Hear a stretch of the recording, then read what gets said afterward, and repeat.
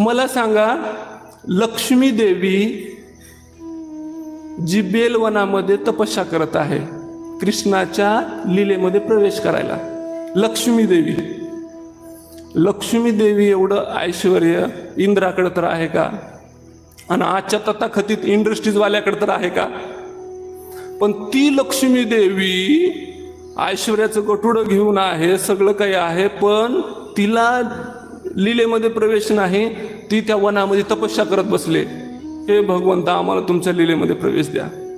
पण ज्या गोपींना काही कळत नाही, नुसतं थापटत्यात, पण भाव आहे म्हणून भगवंत प्रेमाचे भुकेले आहेत.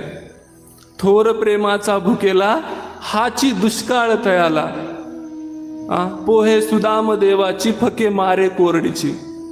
म्हणून जी लक्ष्मी देवीला प्रवेश नाही, मग आजकालचे छोटे मोठे इंडस्ट्रीजवाले किती बी अरबो खरबोपती असले तरी त्यांना काय प्रवेश भेटणार आहे भगवंताच्या लीलेमध्ये?